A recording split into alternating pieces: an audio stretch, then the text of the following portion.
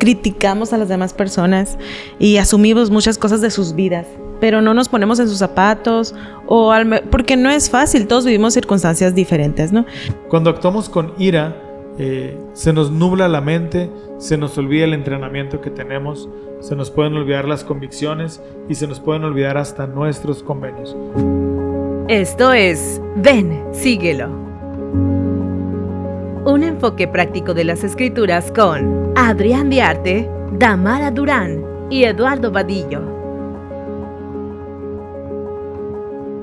Comenzamos. Batallas, 2000 jóvenes y una ofensa. En medio de la más densa oscuridad, 2000 jóvenes armados con una fe ejemplar acudieron a la ayuda de un ejército que estaba a punto de ser vencido. Dentro de la misma desesperación, Moroni acusa erróneamente a su gobernante, Paorán, quien nos da un excelente ejemplo de cómo debemos de reaccionar ante una ofensa. Bienvenidos al episodio número 34, preservado por un maravilloso poder, Alma capítulo 53 al 63. Ya por fin terminamos con el libro de Alma, Damara. Sí, con este episodio se termina el libro de Alma, que a mi parecer creo que es el más largo, ¿verdad? Pues nos ha tomado mucho tiempo poder llegar hasta aquí, pero también hemos aprendido muchas cosas. Bueno, Adrián, tú sabes que me encanta el contexto. Entonces veíamos en capítulos anteriores que Nefía, quien era el juez superior, muere y su hijo Paorán pasa a tomar el asiento judicial. Uh-huh. Y de parte de los lamanitas, Amalequía muere también y su hermano Amorón es nombrado rey de los lamanitas. Fíjate que leyendo estos capítulos, en el capítulo 53, me encontré con un versículo que me encantó. Porque para esto, Moroni sigue preparando a su ejército para la lucha que tenían con los lamanitas constantemente, ¿no? Y me gusta esta parte que dice, en el versículo 2, dice, Moroni fue a la ciudad de Mulek, acompañado de Leí, y tomó el mando de la ciudad, y lo confirió a Leí. Y he aquí, este Leí era el que había estado con Moroni en la mayor parte de todas sus batallas, y era un hombre semejante a Moroni, y se regocijaba en la seguridad del uno y del otro. Sí, se amaban el uno al otro, y también los amaba todo el pueblo de Nefi. De hecho, las escrituras mencionan, Damara, en la lección pasada, que cuando los ejércitos lamanitas veían que el capitán que los atacaba, además de Moroni, era Leí, le temían en extremo, ¿no? Así es. Me encanta en especial este versículo, Adrián, porque habla que había amor entre dos líderes. Entonces, a veces tenemos líderes en nuestra iglesia que amamos muchísimo, ¿verdad? Uh-huh. Y yo creo que ese es el deseo del Señor, que podamos tener unidad en nuestras iglesias y que podamos amarnos y amar a nuestros líderes y seguirles, así como seguimos al Señor y tenemos el deseo de seguirle, ¿no? Bueno, y algo que me llama mucho la atención a mí es que, a pesar de ser un ejército, y en el ejército sí hay rangos, en ningún lado se puede leer que Leí o que Teancum tenían deseos de estar por encima del mando de Moroni, ¿verdad? Al contrario, se regocijaban en poder servir bajo su mandato. Y probablemente eran jóvenes también, pero tal vez de una edad un poquito mayor. Uh-huh. ¿Okay? Porque pues se menciona la edad de Moroni, de 25 años, no se menciona la edad de los otros caudillos o cadetes, pero yo supongo, y esto es primera de Adrián, ¿verdad? que eran mayores que Moroni, pero se sujetaban, mayores o menores, se sujetaban a su liderazgo. Y qué importante es esto. También otra cosa que recalcar, dicen que somos el promedio de las personas que nos rodean. Y pues habiendo leído tal descripción de Moroni y viendo la obediencia y el amor que tenían estos comandantes de los ejércitos que Moroni llamaba, pues nos hace suponer que definitivamente también eran hombres que Satanás temblaba al escuchar sus nombres. Claro, hombres muy honorables, ¿no? Y pues empezamos con el primer punto, que se titula Tener fe en Dios me ayuda a superar el temor. Fíjate que en el deporte se dice que la mayor competencia es la que se tiene uno mismo, ¿no? Y pasaba algo así con los nefitas. Habían disensiones entre ellos, ¿no? Y los problemas crecían no tanto por el poderoso enemigo que tenían, sino por las disensiones que habían entre ellos, ¿no? Y lo podemos leer en el versículo 9 del capítulo 53 y dice, y así, por causa de la iniquidad entre ellos, sí, por las disensiones e intrigas entre ellos mismos, los nefitas se vieron en las más críticas circunstancias. A pesar de que había amor entre sus líderes, en el pueblo nefita seguían habiendo disensiones y desunión, ¿no? Ante este escenario, los antinefileitas deseaban tomar las armas para ayudar al ejército de los nefitas a luchar contra los lamanitas, ¿no? ¿Recuerdas quiénes eran los antinefileitas? Claro que sí, eran lamanitas en un inicio, que fueron predicados pues por Amón y sus hermanos, principalmente por Amón, y entonces ellos habían prometido no tomar las armas. De hecho, enterraron las armas como un convenio especial con Dios de que preferían morir antes de manchar sus manos de sangre nuevamente. Así es. Y yo me imagino que eran hombres también muy valientes, ¿no?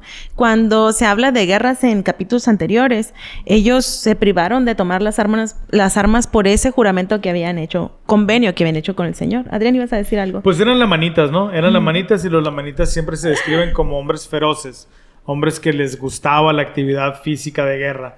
Entonces, muy seguramente ellos tuvieron que aprender a dominar sus pasiones para poder llegar a ese punto, ¿no? Así es. Y pues de hecho fue lo que pasó, ¿no? Vieron que los nefitas estaban en problemas, eran sus hermanos, y ellos quisieron unirse a la batalla contra los lamanitas, ¿no? Para poder defender su pueblo, que ya eran parte de su pueblo, ¿no? Y lo leemos en el versículo 14. Adrián, ¿me puedes ayudar a leerlo? Claro que sí. Dice, pero he aquí, cuando estaban ya para tomar sus armas de guerra, los convencieron las persuasiones de Elamán y sus hermanos, pues estaban a punto de quebrantar el juramento que habían hecho.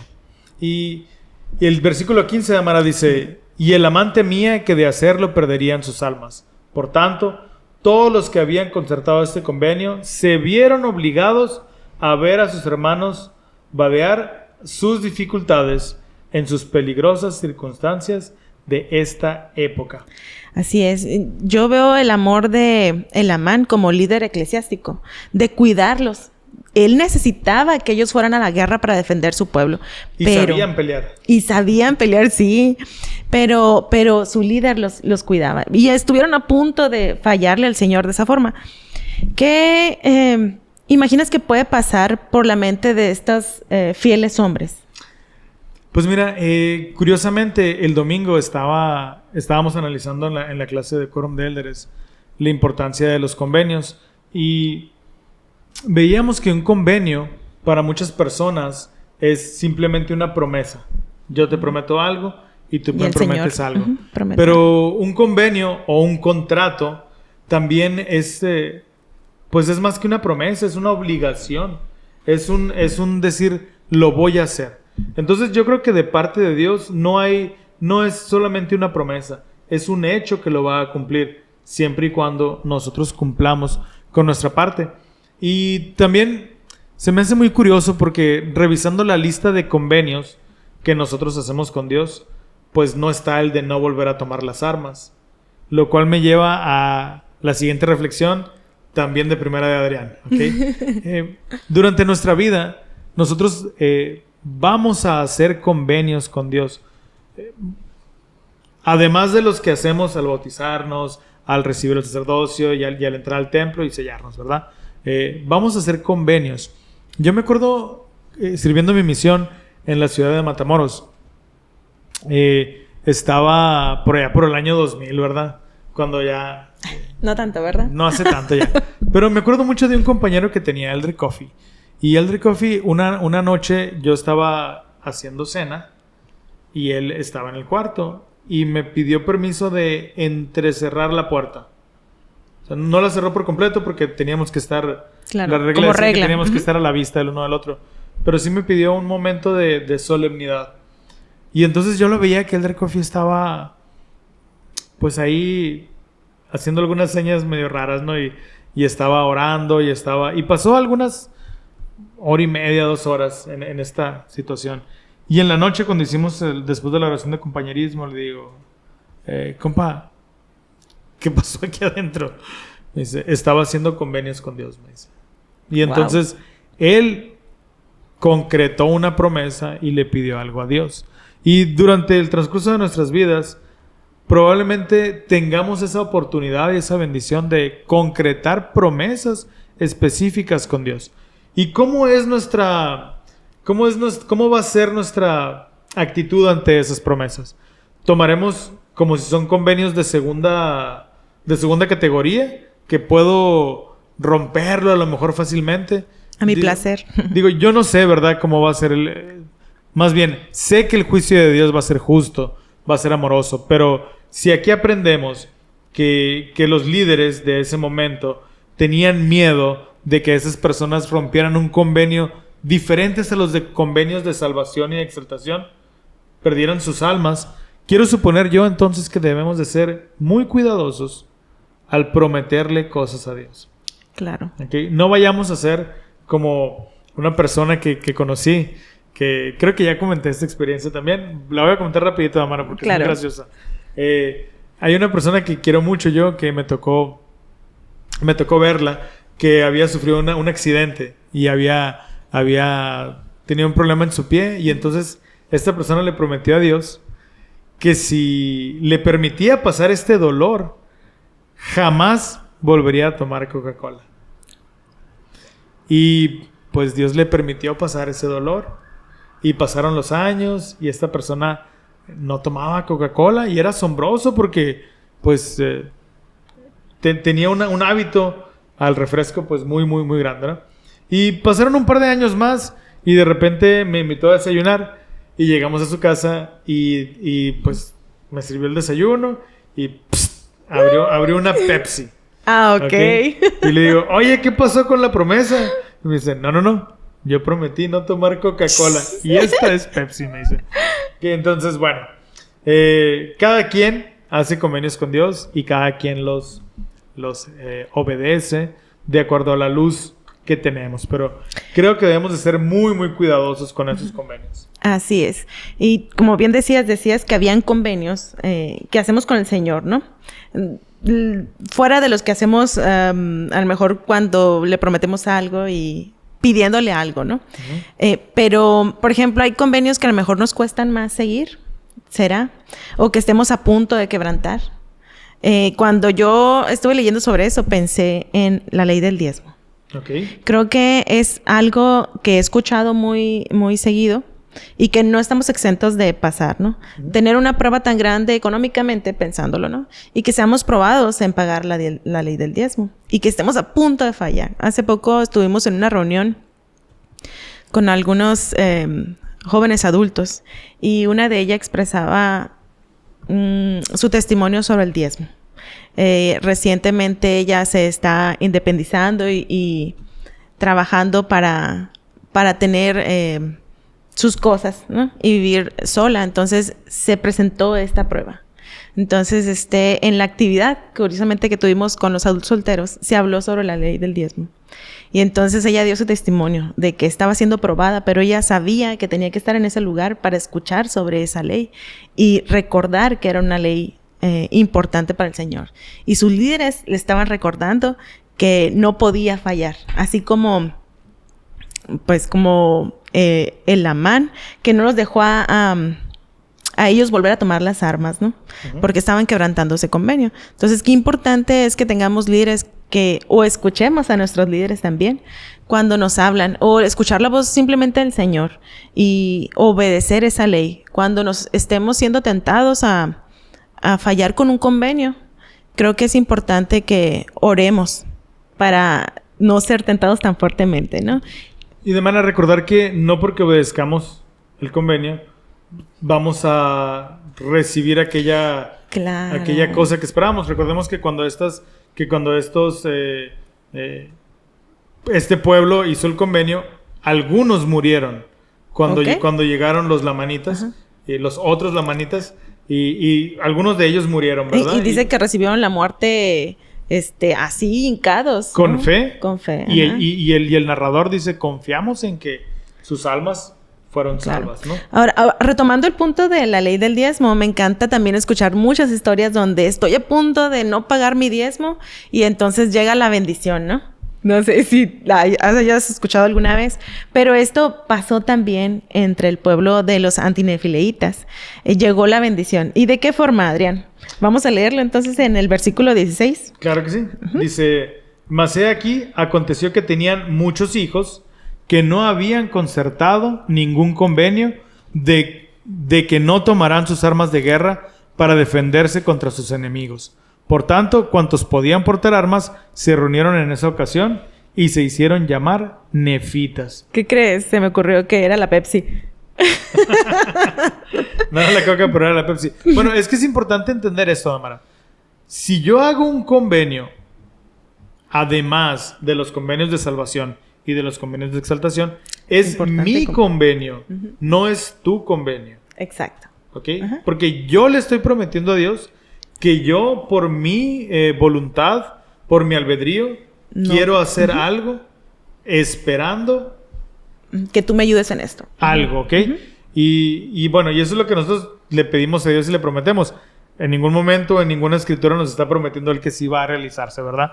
Pero esa es la razón por la que los hijos podían tomar las armas. Porque los convenios personales o las promesas de Dios no las podemos hacer en nombre de alguien más. Claro. Y creo que es importante recalcar eso. Y versículo 17 dice que los hijos hicieron un nuevo convenio. ¿Ok? Y ese convenio es de luchar por la libertad de los nefitas. Ni siquiera solamente de sus padres, por todo el pueblo nefita. Sí, de proteger la tierra hasta con su vida.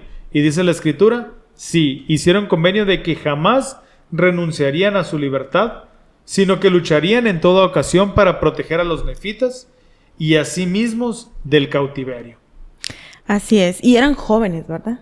Eran jóvenes y sumamente valientes. Dice. Y sumamente valientes. Más al ratito vamos a ver un poquito la descripción de ellos, pero ¿por qué crees que el Señor escoge a jóvenes, tal vez inexpertos, para llevar a cabo sus propósitos? Bueno, lo que ustedes no saben es que antes de grabar el programa nos preguntamos qué preguntas difíciles nos vamos a hacer y no me pasaron la lista el día de hoy.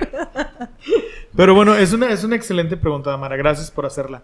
Mira, yo creo que muchas veces las personas que ya estamos un poco más vividas o con un poco más de experiencia, podemos llegar a tener la tendencia a cuestionar, a dudar o a ver los resultados que hemos tenido en situaciones similares y muchas veces podemos dejar de ver con el ojo de la fe que se mencionaba en un principio en Alma. Me encanta ver a nuestros jóvenes misioneros de 18, 19 años que dejan absolutamente todo. Escuela, novias, compromisos, familia inclusive, por ir y predicar el evangelio. Y yo creo que el Señor se vale de jóvenes inexpertos porque al final del día no necesitas experiencia. Necesitas un corazón quebrantado, un espíritu contrito y una mente y un corazón bien dispuestos para realizar la obra de Dios. Entonces, yo creo que el Señor se vale de todos, pero principalmente de este grupo nutrido de jóvenes inexpertos, porque no tiene a lo mejor tanta vida o tantas telarañas por allá en la cabeza para dudar tal vez, ¿no? Humildes, se dejaban guiar, ¿no? Muchas veces hemos escuchado que debemos de ser como niños pequeños. Así es. Porque se dejaban guiar más fácilmente. Y eran 2,000 de estos jóvenes. Eran 2,060. Ok, lo que pasa es que después provieron con esos 60 más, pero hasta el momento son 2,000. Y entonces, ellos no tenían experiencia. Pero hicieron un convenio de luchar. Sus características nos dan una buena idea de por qué eran fieles y cómo es que llegaron a ser pieza clave para ayudar a los ejércitos de Moroni, ¿no? Y quisieron que el Amán fuera su caudillo. El Amán, que era el juez superior, hijo de Alma, ¿no? Hijo de Alma. Y todos ellos eran jóvenes y sumamente valientes, ya lo venías diciendo, en cuanto a intrepidez y también en cuanto a vigor y a actividad. Mas he aquí, esto no es todo. Eran hombres que no en todo momento Eran hombres que en todo momento se mantenían fieles a cualquier cosa que les fueran confiada. Así es. A cualquier cosa o sea, eran obedientes y fieles a lo que les pedía, ¿no? Adrián, ¿ibas a agregar algo? Sí. Esta es una de mis escrituras favoritas.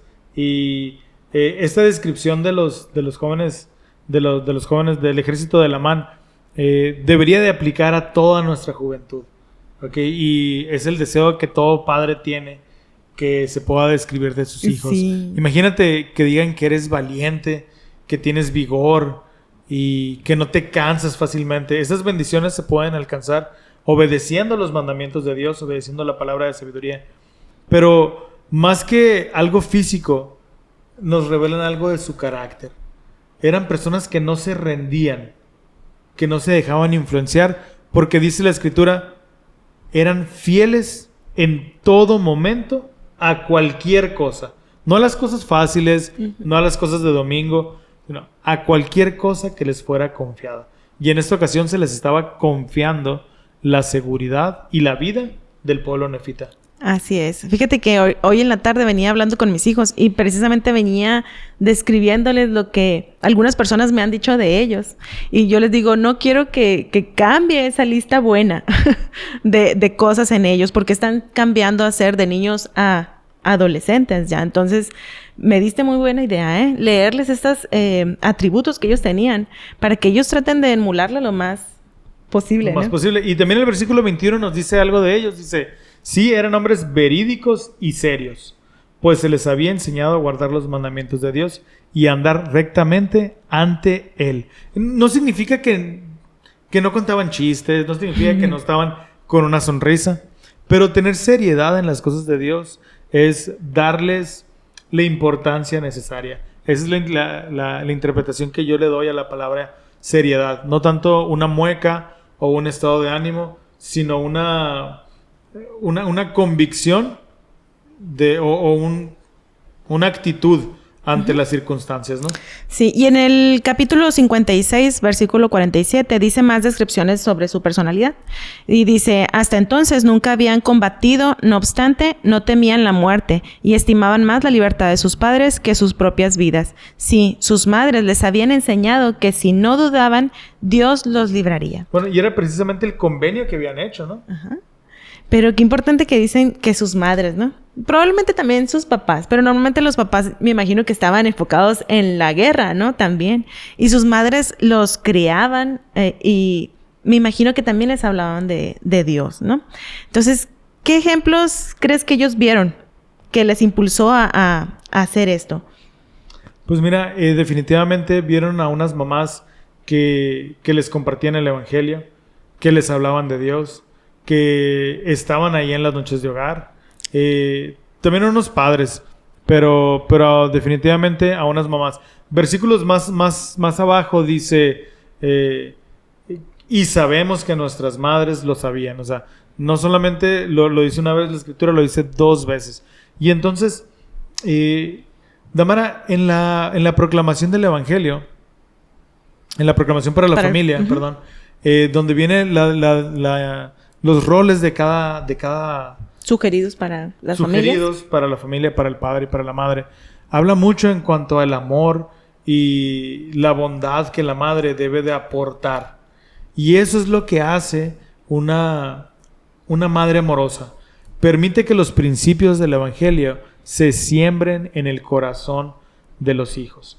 Entonces es bien importante que la dulzura, que el amor y la ternura estén presentes en los hogares, aún para unos guerreros, aún para unos militares que van a luchar, porque van a defenderse con sus aptitudes físicas, pero van a sacar esa fuerza extra del entrenamiento que hay en su corazón. Sí, fíjate que dijiste algo ahorita que me hizo pensar. Ellos a lo mejor no se prepararon desde niños para ser guerreros. A lo mejor no se imaginaban que iban a hacer ese convenio no creo. por sus papás. Por todo lo contrario, ¿no? Fueron niños que no vieron pelear a sus papás. Pero aún así sus mamás los prepararon muy bien. Y me hace pensar en tantas mamás que van a veces solas a la capilla con sus hijos, ¿no? Que por más inquietos que puedan estar nuestros hijos, ellas están sentadas y sus hijos ven que ellas adoran a Dios y que le siguen, ¿no? Yo creo que ese es un buen ejemplo que podemos dar. Por más inquietos que veamos a nuestros hijos, hermanas, creo que a veces ellos notan que nosotros seguimos a un Dios, ¿no? Y bueno, en Alma 57, versículo 26, dice algo que me encanta también sobre el poder de Dios. ¿Me ayudas a leerlo? Claro que sí. Dice, y su preservación fue asombrosa para todo nuestro ejército. Sí, que ellos hubiesen sido librados mientras que hubo 1,000,000 de nuestros hermanos que fueron muertos. Y lo atribuimos con justicia al milagroso poder de Dios, por motivo de su extraordinaria fe en lo que se les había enseñado a creer, que había un Dios justo y que todo aquel que no dudara sería preservado por su maravilloso poder. Así es, ellos ya se habían enfrentado a guerras y entonces el Señor los había preservado, ¿sí? Y dice, por su maravilloso poder, ¿sí? Para ganar nuestras batallas, Adrián, nuestras batallas espirituales que tenemos, nosotros también necesitamos el poder de Dios en nuestras vidas. ¿Qué crees o cómo podemos tener acceso a ese poder? Bueno, pues precisamente hay un mensaje del presidente Russell M. Nelson titulado ¿Cómo obtener el poder de Jesucristo en nuestras vidas?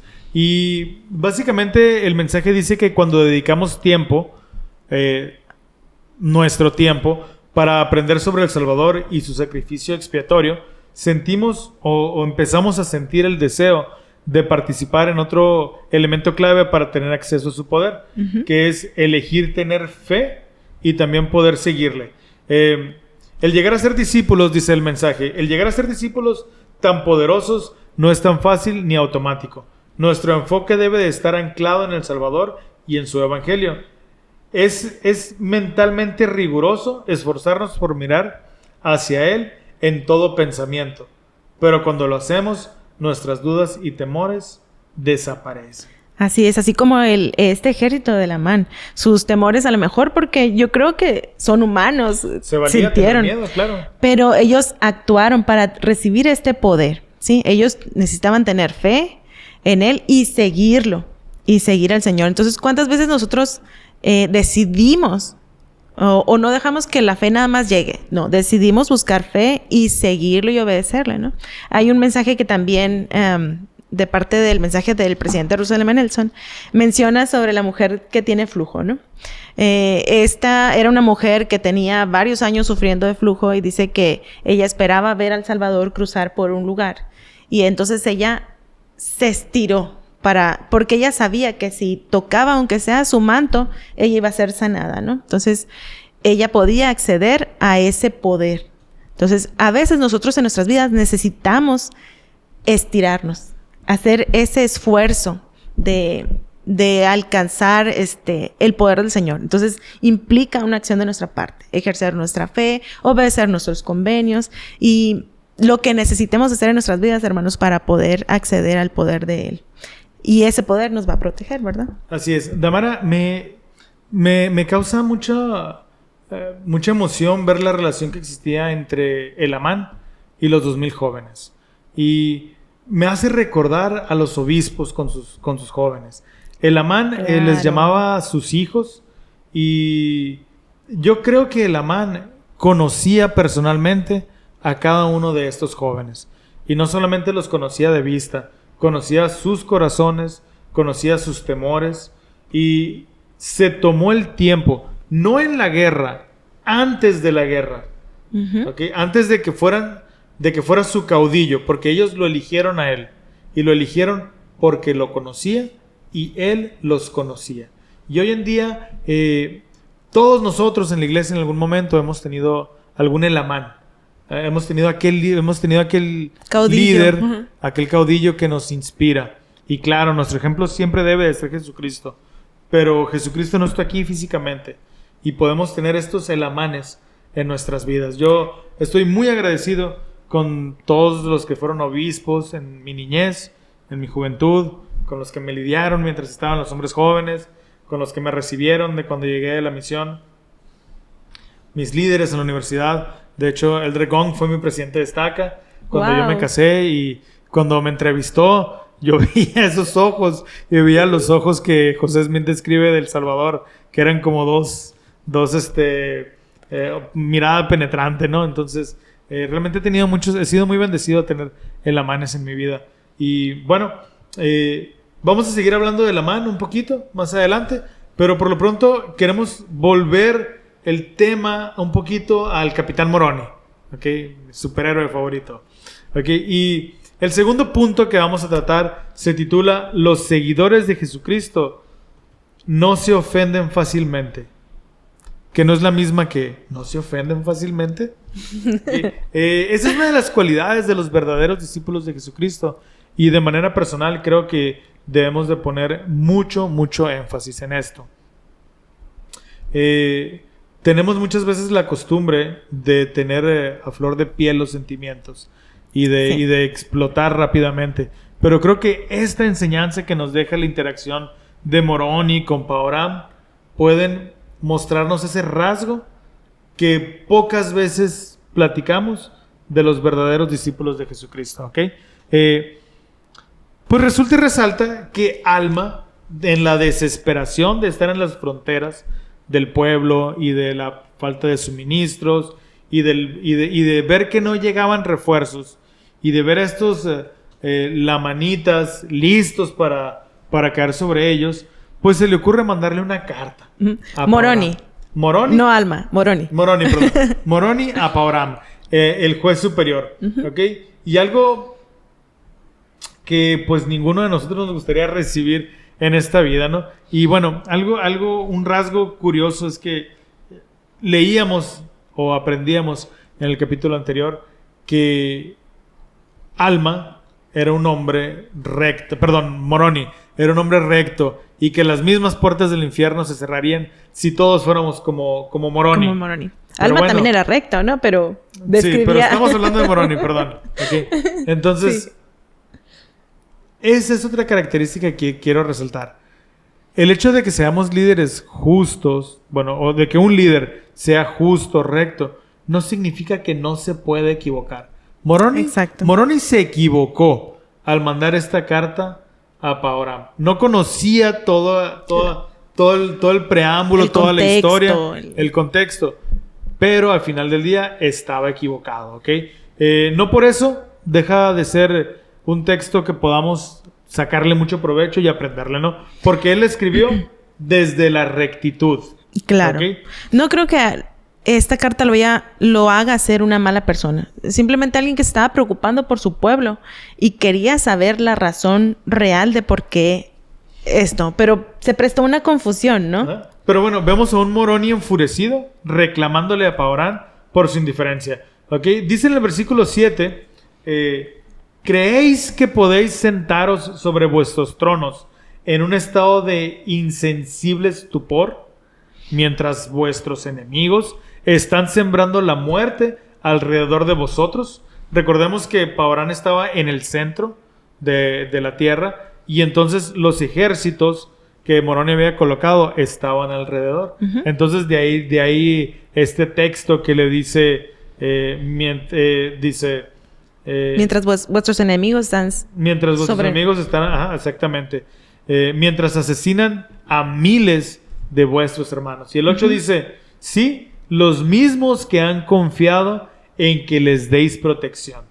Sí, que os han colocado en la posición tal que podéis haberlos ayudado. Sí, podías haberles enviado tropas para haberlos reforzado y haber salvado a miles de ellos de caer por la espada. Mas he aquí, esto no es todo. Les habéis negado vuestras provisiones, a tal grado que muchos han combatido y han dado sus vidas por motivo de su gran ansiedad que sentían por el bienestar de su pueblo. Sí, lo han hecho cuando estaban a punto de perecer de hambre, a causa de vuestra gran negligencia para con ellos. Damara, Moroni asumía que Paoram era indiferente a sus necesidades, pues únicamente basado en sus suposiciones. Entonces, Claro. ahí te va mi pregunta para ti. Ay, qué miedo. ¿Ok? ¿Cuál es el riesgo de asumir y juzgar a otros sin conocer las razones de su conducta? Ay, Adrián, creo que es algo que pasa y es muy frecuente. Criticamos a las demás personas y asumimos muchas cosas de sus vidas, pero no nos ponemos en sus zapatos porque no es fácil, todos vivimos circunstancias diferentes, ¿no? Pero se presta, contestando a tu pregunta, se presta a que haya mucha confusión y que haya contención entre dos personas que se pueden amar mucho. Entonces damos cabida a que Satanás entre a nuestro corazón, ¿no? Y afecte una relación de mucho cariño, porque Moroni en las cartas que se manda con Paurán, que era el juez superior, dice que lo amaba y que le tenía respeto, pero también lo acusa de querer tener el poder también en alguna ocasión. Y esto sucede más frecuente de lo que queremos aceptar. Por ejemplo, los padres de seminario podemos decir, pues sí, como el obispo no tiene hijos en edad de seminario, por eso lo ponen a las 5:30 de la mañana, ¿verdad? Claro. Y ahora que tenga, a ver cómo le va. Pero bueno, ese es un chiste local, hermanos. Pero es muy fácil lanzar juicios. Sí. Y yo creo que parte de lo que esta sección se titula, que los discípulos de Jesucristo no se ofenden fácilmente, es porque a lo mejor también los discípulos de Cristo no asumimos las cosas tan fácilmente, no asumimos circunstancias tan fácilmente, ¿ok? O no deberíamos, Adrián, porque recordemos que somos humanos, nos equivocamos, y sí podemos a lo mejor ofendernos, pero no deberíamos, porque dice el título, no deberíamos ofendernos tan fácilmente como debemos de esforzarnos por no. Ajá. Así es, pero también otro rasgo importante que mencionaba ahorita hace un ratito, aunque el líder lo haga, aunque el líder asuma y el líder de repente emite un juicio que no es justo, no por eso deja de ser un líder y no por eso deja de amar a Dios. O sea, los líderes también pueden cometer errores, como en este caso lo estaba cometiendo Moroni. Entonces, bueno, el versículo 18 continúa con este juicio tan duro y le dice, pero ¿por qué he de extenderme tanto concerniente a este asunto? Porque no sabemos si a lo mejor vosotros mismos están ambicionando la autoridad. No sabemos si a lo mejor vosotros mismos sois traidores a vuestro país. Ya lo tachó de traidor. Está bueno el chisme. ¿Okay? ¿O suponéis que el Señor os librará mientras nosotros nos sentamos sobre nuestros tronos sin hacer uso de los medios que el Señor ha dispuesto para nosotros? Damara, ¿en qué ocasiones, sentados en nuestros tronos, esperamos que Dios nos libre sin hacer nada? Híjole. Cuando leí sobre esto pensé en los necesitados. O que tenemos un llamamiento y estamos a gusto en nuestros hogares, no en nuestros tronos, pero bueno, a lo mejor sí, en el baño. En nuestros hogares, tranquilamente. Y, perdón, un chiste también. Y no salimos a hacer nuestras visitas. No cumplimos con lo que se nos requeriría de nuestros llamamientos. ¿O no cumplimos con la ley del ayuno? O no cumplimos con la ley del ayuno. No sé, hay tantas cosas que podemos faltar por nuestra comodidad a hacer un esfuerzo extra, ¿no? Y por otro lado, ¿cómo reaccionarías al recibir una carta de este tipo? Wow. Pues yo ya leí la clase, tengo el ejemplo perfecto, ¿no? Pero creo que todos podemos equivocarnos porque nuestra mente es humana, carnal, caída. Pero es válido equivocarnos.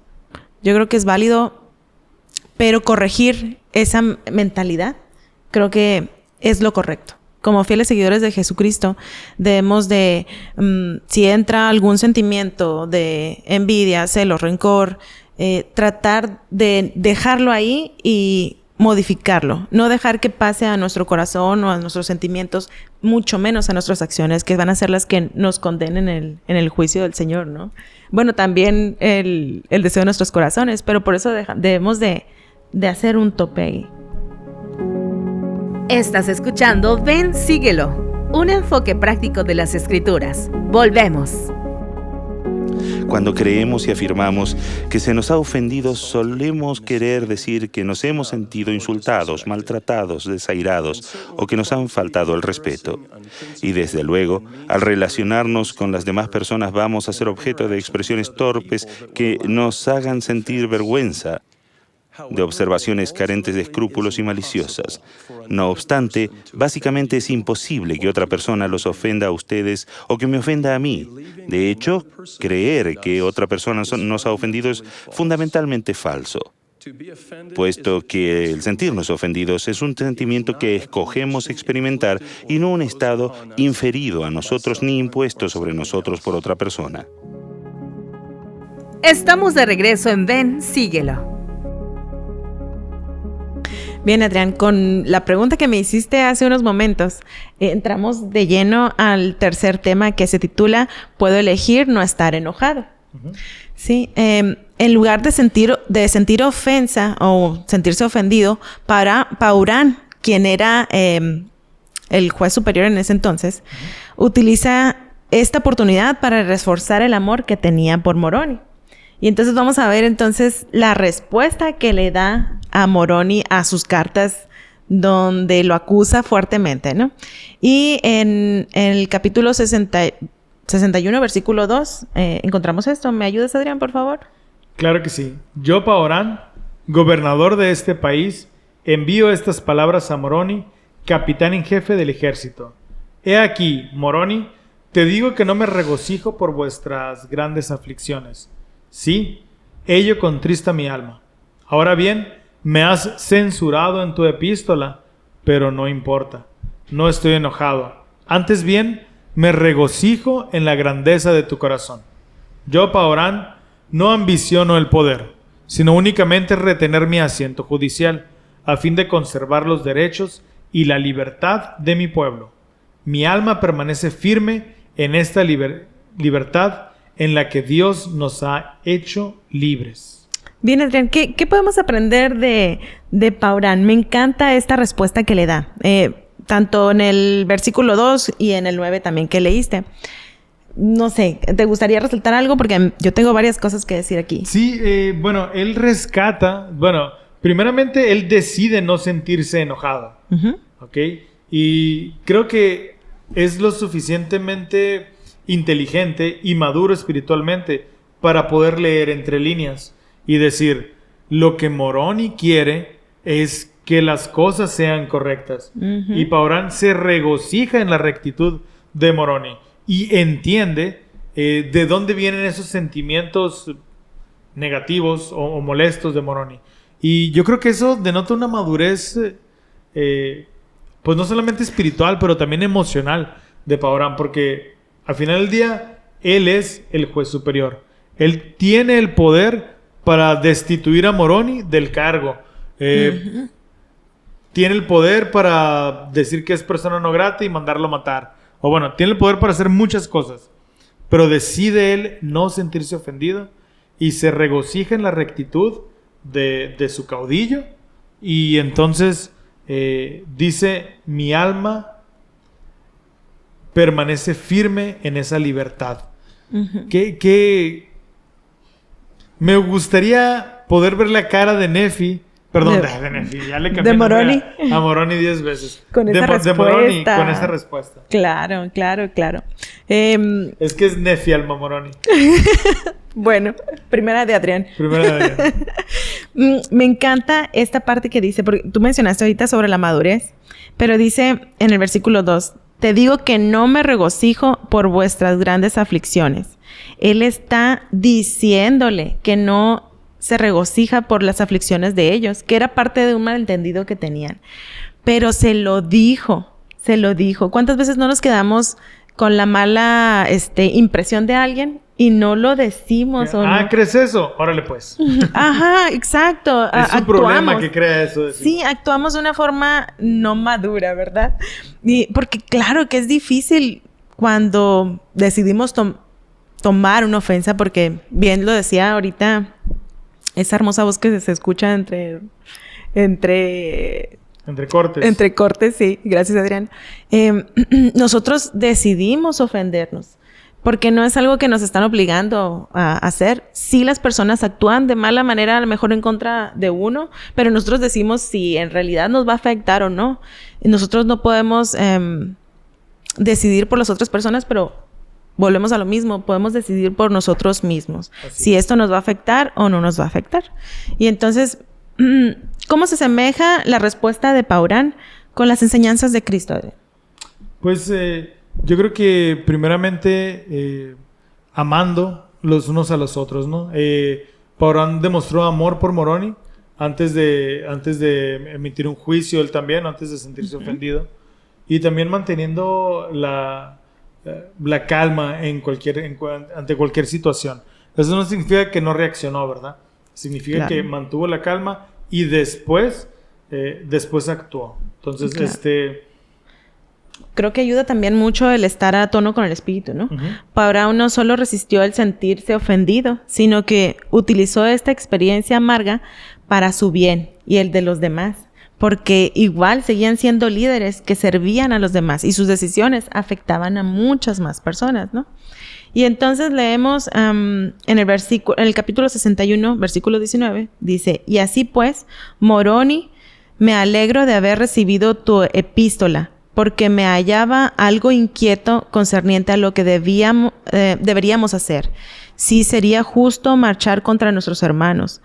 En el 20 dice: pero has dicho que a menos que se arrepientan, el Señor te ha mandado ir contra ellos. Estaban viviendo una guerra civil interna en esos momentos también, ¿no? Aparte de tener la guerra acá, en las fronteras, estaban teniendo problemas ahí con algunos sublevaciones. Claro, también en la carta que le manda Paurán le explica todo eso. Entonces le da un poquito del contexto del que él también está viviendo. Entonces es lo que decíamos ahorita. Podemos juzgar fácilmente a las demás personas cuando no conocemos por lo que están pasando ellos, ¿no? Entonces, Paurán trata de explicar un poco de lo que está pasando y que él también se encontraba sin saber qué hacer. Pero la carta de él le ayudó mucho, ¿no?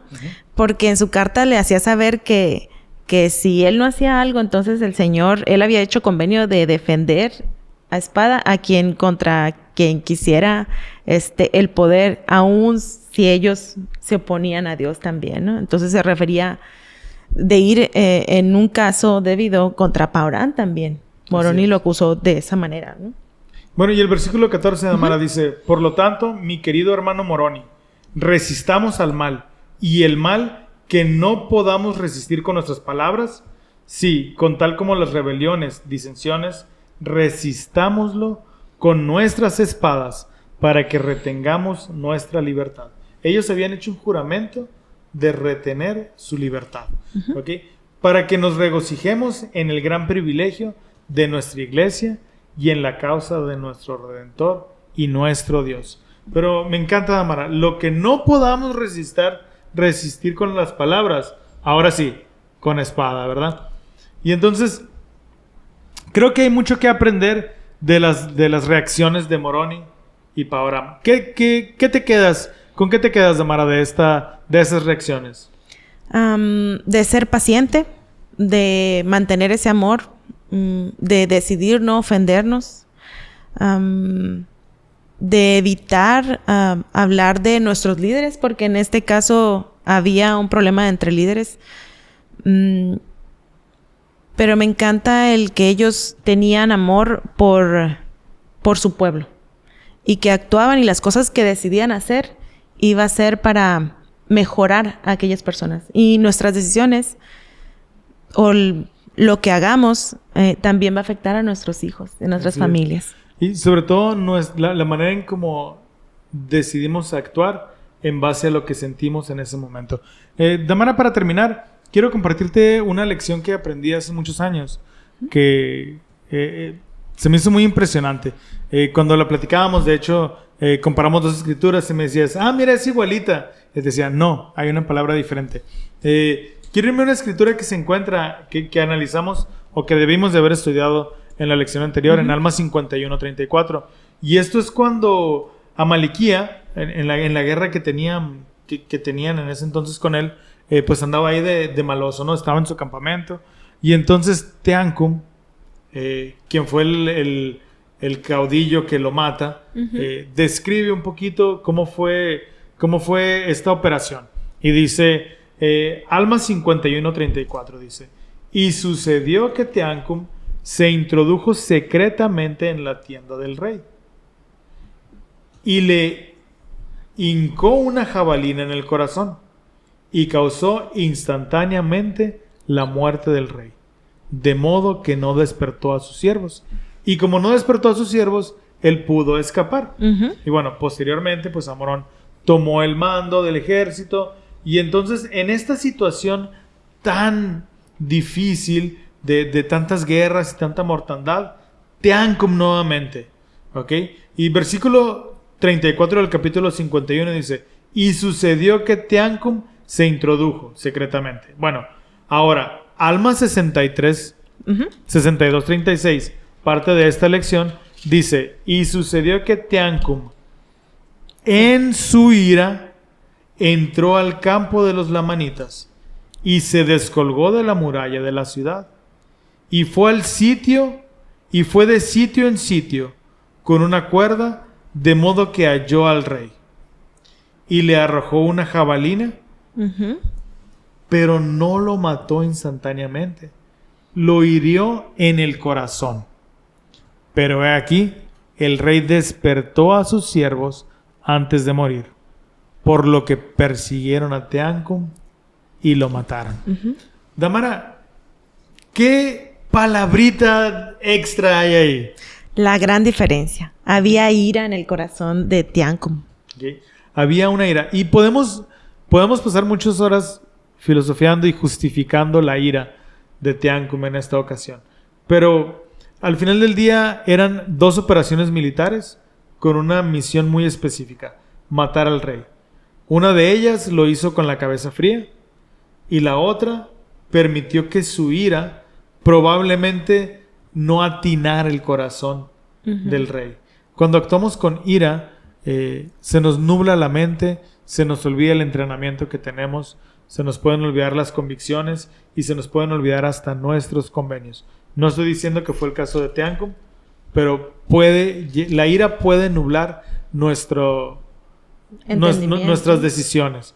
Entonces, hemos aprendido de Moroni, que fue impulsivo y tal vez en su ira también escribió esta carta que pudo haber ofendido a Paoram, y Paoram pudo haberlo ido a matar. Afortunadamente, Paoram fue de cabeza fría, de espíritu fuerte y decidió no ofenderse. Y por último, Teancum, que en su ira ataca al rey. Y podríamos justificar la ira, pero en ninguna situación debe de ser justificada, ¿ok? Yo creo firmemente que debemos de, inclusive en estos momentos difíciles, emular el ejemplo del Salvador Jesucristo y mantener la calma. Sí, sacar el carácter cuando se necesita, pero siempre con amor a nuestros semejantes. Es en lo que personalmente debo de trabajar mucho, y creo que si más de nosotros trabajáramos en eso, este mundo fuera mejor. Muy todavía. diferente. Así es. Un dato curioso, ¿okay? Dicen que muchas personas que han vivido en Utah dicen que algo común que pasa allá es que la gente maneja enojada, ¿verdad? Y dicen, ¿cómo es posible si son miembros de la iglesia? Y allá por cualquier cosita tocan el claxon y la gente te grita y saca así su puño por la ventana y todo, el puro puño, pero saca así. Pero bueno, recordemos que aunque vivamos el evangelio, estamos entrenándonos, ¿ok? Y eso no nos va a ser perfectos automáticamente. Entonces, que así podamos ser más en esta ocasión como Paoram, ¿ok? Y pues bueno, este es el final de este capítulo. Damara, pues muchísimas gracias por habernos acompañado en este capítulo. Gracias a todos ustedes. Si llegaron hasta aquí, coméntenos qué es lo que más les ha gustado de esta lección. Tal vez poner un corazoncito en sus comentarios. Poner un corazón en sus comentarios. Y pues si se les dificulta poner el emoji, pues nada más pónganos cualquier palabra ahí para poder saber que nos están escuchando. Muchísimas gracias por habernos acompañado y nos vemos en la próxima lección. Esto fue Ven, síguelo. Un enfoque práctico de las Escrituras con Eduardo Vadillo, Damara Durán y Adrián Diarte. Hasta la próxima.